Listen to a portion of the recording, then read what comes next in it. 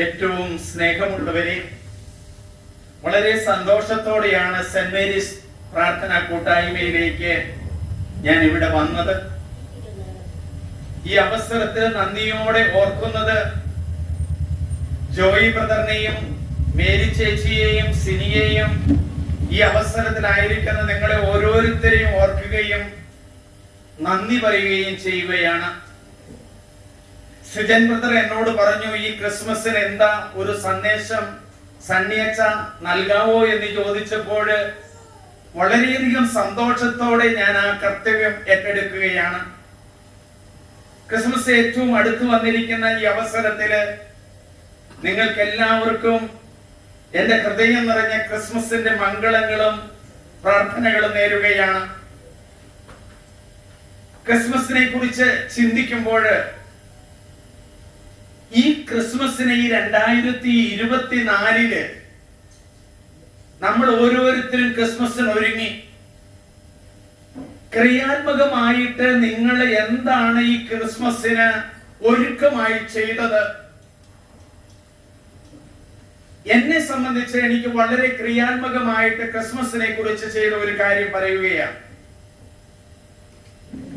November മാസം അവസാനത്തെ ആഴ്ചയില് പരിശുദ്ധ അമ്മയുടെ രൂപത്തിന്റെ മുമ്പിൽ ഞാൻ നിൽക്കുമ്പോൾ എന്തു സന്ദേശമാണ് തരേണ്ടത്, കൊടുക്കേണ്ടത് എന്ന് ചിന്തിച്ചുകൊണ്ടിരിക്കുമ്പോൾ എന്റെ മനസ്സിൽ പറഞ്ഞു, ലൂക്കായുടെ സുവിശേഷം എല്ലാ ദിവസവും നീ റെക്കോർഡ് ചെയ്ത് അത് യൂട്യൂബിൽ അയച്ചു കൊടുക്കണം. എല്ലാ ദിവസവും തന്നെ ലൂക്കായുടെ സുവിശേഷം 1-ാം അധ്യായം 1-ാം ദിവസം ഞാൻ അത് റെക്കോർഡ് ചെയ്ത് എഡിറ്റ് ചെയ്ത് അത് യൂട്യൂബിൽ ഇട്ട് കൊടുത്തുകൊണ്ടിരിക്കുകയാണ്. എല്ലാ ദിവസവും കൊടുത്തു. കാരണം ഞാൻ പങ്കുവയ്ക്കുന്ന ആ ഒരു തിരുവചനം ആയിരക്കണക്കിന് മനുഷ്യരുടെ മനസ്സുകളിൽ അത് ജ്വലിച്ചു നിൽക്കും. അതെനിക്ക് ആഗ്രഹമായിരുന്നു.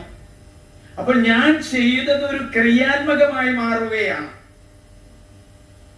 പണ്ടൊക്കെ നമ്മുടെ വീടുകളില് 40 നന്മ നിറഞ്ഞ പറയും ക്രിസ്മസിന് ഒരുക്കമായിട്ട് നമ്മൾ ചെയ്തിരുന്നു. നിങ്ങളിൽ ചിലരൊക്കെ അങ്ങനെ ചെയ്തിട്ടുണ്ടെന്ന് ഞാൻ വിശ്വസിക്കുകയാണ്. നിങ്ങളിൽ ചിലർ നോമ്പ് നോക്കിയിരുന്നു. ഭക്ഷണങ്ങളിൽ ചിലതൊക്കെ വേണ്ട എന്ന് വെച്ചിട്ടുണ്ട്, നല്ല കാര്യം. എന്നാൽ നമ്മുടെ ക്രിയാത്മകമായിട്ട് വരുന്ന ഒരു നോമ്പ് നോക്കൽ, അതായത് മറ്റുള്ളവർക്ക് വചനം കൊടുക്കുന്ന ഒരു രീതി നിങ്ങളിൽ ഉണ്ടെങ്കിൽ അത് എന്നും നിലനിൽക്കും. ഞാൻ ഈ എഴുതി വിടുന്ന അല്ലെങ്കിൽ ടെലികാസ്റ്റ് ചെയ്തിട്ടുള്ള എന്റെ യൂട്യൂബിലുള്ള ആ വചനം എന്നും നിലനിൽക്കും. ആയിരക്കണക്കിന് മനുഷ്യർ അത് കാണുന്നുണ്ട്. അപ്പൊ ക്രിയാത്മകമായി തീരുക എന്നുള്ളതാണ് ഒന്ന്. കഴിഞ്ഞ ഏതാനും വർഷമായിട്ട് സിജൻ ബ്രദർ ഇവിടെ ക്രിസ്മസ് വരുമ്പോൾ ഇവിടെ ചെയ്യുന്ന സേവനം എനിക്ക് നന്നായിട്ട് അറിയാവുന്ന ഒരു മനുഷ്യനാണ്. എല്ലാവർക്കും എന്തെങ്കിലുമൊക്കെ ഒരു സമ്മാനം ക്രിയാത്മകമായിട്ട് കൊടുക്കുകയാണ് അദ്ദേഹം. നിങ്ങൾ എല്ലാവർക്കും എന്തെങ്കിലും ഒരു ക്രിസ്മസ് സമ്മാനം കിട്ടും. ചിലരെ സംബന്ധിച്ച് കുറച്ച് അരിയായിരിക്കാം, പഞ്ചസാരയായിരിക്കാം, ഭക്ഷണ സാധനങ്ങളായിരിക്കാം, ഇന്ന് വന്നിട്ടുള്ളവർക്ക് എല്ലാവർക്കും ഭക്ഷണം കൊടുക്കുന്നതായിരിക്കാം. അത് അദ്ദേഹം വർഷങ്ങളായിട്ട് ചെയ്യുകയാണ്. നമുക്കറിയാം, സുജൻ ബ്രദർ വലിയ മുതലാളിയൊന്നുമല്ല. സാധാരണമായ ഒരു കുടുംബം. എനിക്ക് സന്തോഷമുള്ളത്, സിജന്റെയും സിന്ധുവിന്റെയും ഒക്കെ വിവാഹം ആശീർവദിച്ചത് ഞാനാണ്. അവർക്ക് 2 മക്കളുണ്ട്. അതിന് മോള് വക്കീലിന്റെ ആ പഠനത്തിന്റെ പൂർത്തീകരണത്തിൽ നിൽക്കുകയാണ്. 5 വർഷത്തെ കോഴ്സ്. അപ്പോൾ ക്രിയാത്മകമായി തീർന്നുണ്ടോ എന്നുള്ളതാണ് ഒന്നാമത്തെ ചിന്ത. രണ്ടാമത്തേത്, കണക്കെഴുതിക്കുന്ന മനുഷ്യർ.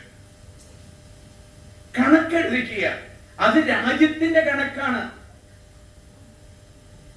ആ രാജ്യത്തിന്റെ കണക്കനുസരിച്ച് സെൻസസ് എടുക്കുകയാണ്.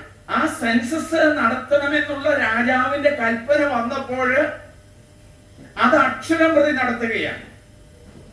തന്റെ ഭാര്യ ഗർഭിണിയാണ്. ഒരു ഗർഭിണിയായ സ്ത്രീയെയും കൊണ്ട് യൂദായിൽ നിന്ന് ബെത്ലഹേമിലേക്ക് വരുന്ന ഇന്നത്തെ പോലെയുള്ള കാറുകളോ വണ്ടികളോ ഒന്നുമില്ലാത്ത ഒരു കാലഘട്ടം. അന്ന് വണ്ടിയില്ല. ഒരുപക്ഷെ കഴുതിയുടെ പുറത്തായിരിക്കണം അവര് വന്നത്. ഈ പോകുന്ന യാത്രയിൽ അവളുടെ സമയം അടുത്തു എന്നല്ല യോസേപ്പ് പിതാവിനും അറിയാം, മറിയത്തിനും അറിയാം. അവിടെ പറയുകയാണ്, അവിടെ ബെത്ലഹേമിലെ ഉണ്ണീശോ പിറക്കുന്ന അവസരത്തില് ഈ ഉണ്ണീശോയെ എടുത്ത് പിള്ള കച്ചയിൽ പൊതിഞ്ഞു കിടത്തി. ഈ ഇരിക്കുന്ന അമ്മമാരിൽ എല്ലാവരും തന്നെ നിങ്ങളുടെ കുഞ്ഞിന് ജന്മം നൽകിയിട്ടുള്ളത് ഏതെങ്കിലും ആശുപത്രിയിലൊക്കെ ആയിരിക്കണം.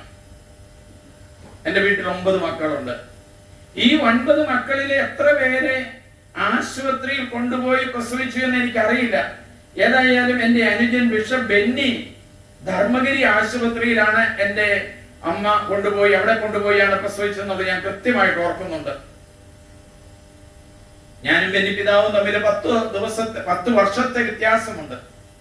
അപ്പൊ ഈ ഉണ്ണീശോയുടെ പിറവിക്ക് വേണ്ടി നടത്തുന്ന ഒരു ഒരുക്കമുണ്ട് യോസേപ്പ് പിതാവും അറിയൂ. ആ പിള്ളക്കച്ചിൽ എന്ന് കേൾക്കുമ്പോൾ നമ്മുടെ ഈ നാട്ടില് പാവപ്പെട്ടവരെ ഓർക്കാനായിട്ട് ഞാൻ കഴിഞ്ഞ ആഴ്ചയിൽ ഡിസംബർ 8-ാം തീയതി മുതല് ഞാൻ ന്യൂഡൽഹിയിലായിരുന്നു. അമലോത്ഭ മാതാവിന്റെ തിരുനാൾ ദിവസം ഫാത്തിമ മാതാ പള്ളിയില് പ്രത്യേകം പ്രാർത്ഥിച്ചു. ഒരു ക്യാൻസർ രോഗിക്ക് വേണ്ടി പ്രാർത്ഥിച്ചു. അവിടെ എങ്ങനെ പ്രാർത്ഥിച്ചാണ് ആ അവസരത്തിൽ അതിനുശേഷം പല സ്ഥലങ്ങളിലൂടെ യാത്ര ചെയ്യുമ്പോൾ വളരെ വളരെ വളരെ ദാരിദ്ര്യം പിടിച്ച കോളനികളിൽ ആളുകളെ കാണാനായിട്ടിടയായി. അപ്പോഴൊക്കെ എന്റെ മനസ്സിൽ വന്ന് പിള്ള കച്ചയിൽ പൊതിഞ്ഞു എന്ന് പറയുന്ന വാക്കാണ്. ഈ ക്രിസ്മസ് ദിവസം നമ്മുടെ ഈ കൂട്ടായ്മയില് പാവങ്ങളായ ആളുകൾ വന്നിട്ടുണ്ട്. കുറെയൊക്കെ സാമ്പത്തിക ശേഷിയുള്ളവരുണ്ട്, പലതരത്തിലുള്ളവരാണ്. മനോഹരമായ നക്ഷത്രങ്ങൾ ഇവിടെ കിടപ്പുണ്ട്, ബലൂണുകൾ വീർപ്പിച്ചു വെച്ചിട്ടുണ്ട്, ക്രിസ്മസ് പപ്പയുടെ വസ്ത്രങ്ങൾ അണിഞ്ഞ കുഞ്ഞുങ്ങളുണ്ട്. ഒരു കൊച്ചു കുഞ്ഞ് കൂടി വന്ന 2 വയസ്സ് താഴെയുള്ളൂ.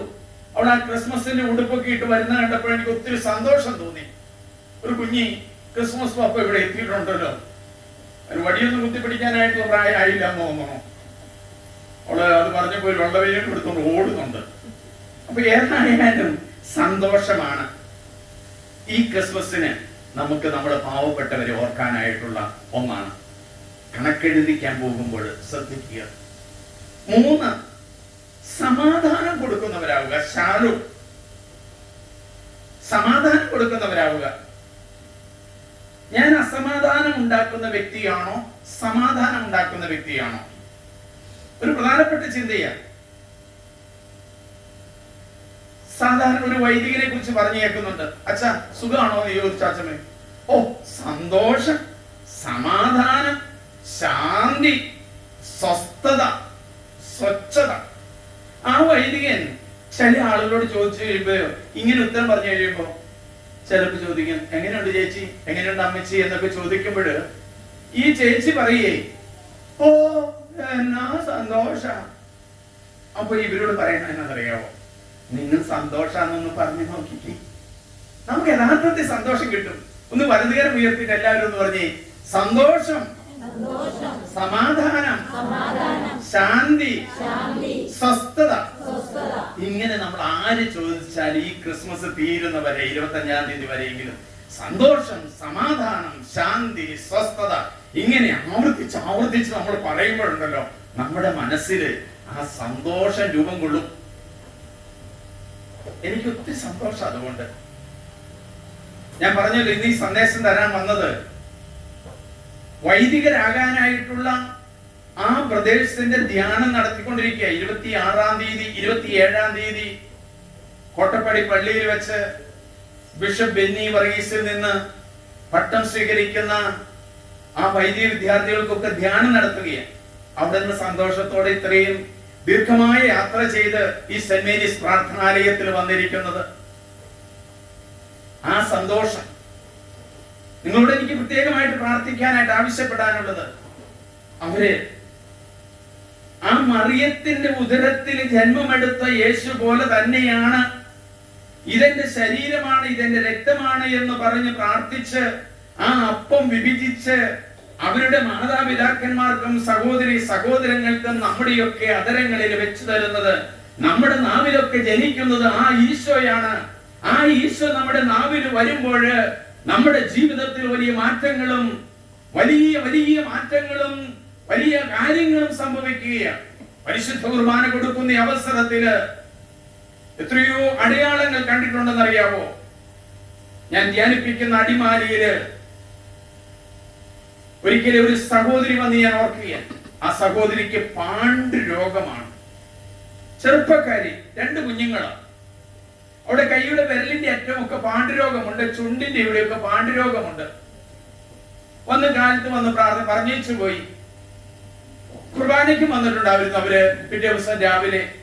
അപ്പൊ മിശിഹായുടെ ശരീരവും രക്തവും നിത്യജീവൻ നൽകട്ടെ എന്ന് പറഞ്ഞ് അവളുടെ നാവിലേക്ക് ഞാൻ വെച്ചു കൊടുക്കുമ്പോൾ, സ്വീകരിച്ചു കഴിഞ്ഞപ്പോൾ ആ സഹോദരിയുടെ പാണ്ടിന്റെ രോഗങ്ങൾ പൂർണ്ണമായിട്ട് സൗഖ്യപ്പെട്ടു.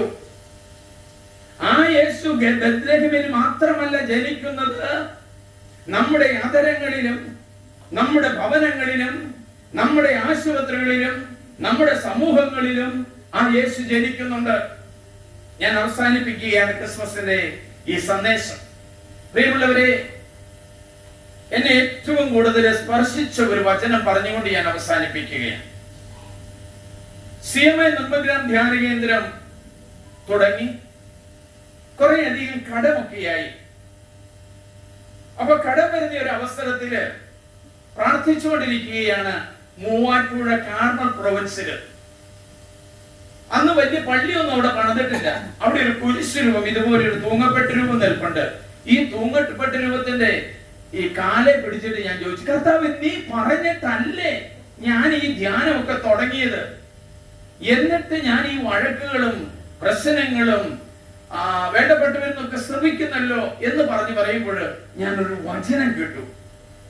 ദൈവം തന്നെ തരും മകനെ, ദൈവം തന്നെ തരും മകനെ, ദൈവം തന്നെ തരും മകനെ. ആ കുരിശിൽ പിടിച്ചിരിക്കുമ്പോൾ ഞാൻ കേട്ട വചനമാണ്. അബ്രഹാം ഇസ്ഹാക്കിനോട് പറയുകയാണ്, അബ്രഹാമത്തോട് ഐസക്ക് ചോദിക്കുകയാണ്, ഇസ്ഹാക്ക് ചോദിക്കുകയാണ്, പിതാവേ, നമ്മുടെ കയ്യിലെ കത്തിയുണ്ട്, തീയുണ്ട്, വെള്ളമുണ്ട്, എന്നാൽ ബലിയർപ്പിക്കാൻ മൃഗം എവിടെ എന്ന് അബ്രഹാമത്തോട് ചോദിക്കുമ്പോൾ പറയുകയാണ്, ദൈവം തന്നെ തരും മകനെ, ദൈവം തന്നെ തരും മകനെ. അബ്രഹാം മോറിയ മലയിലേക്ക് കയറാൻ പരിശ്രമിച്ചു. അല്ല, കയറി. മലയുടെ മുകളിൽ ചെല്ലുമ്പോൾ അവർക്ക് ലഭിക്കുന്നത് എന്താണെന്ന് അറിയാവോ?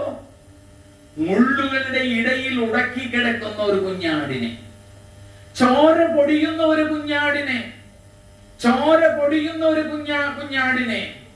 ആ കുഞ്ഞാടിനെ എടുത്ത് ബലി കഴിക്കാനായിട്ടാ കർത്താവ് പറഞ്ഞത്.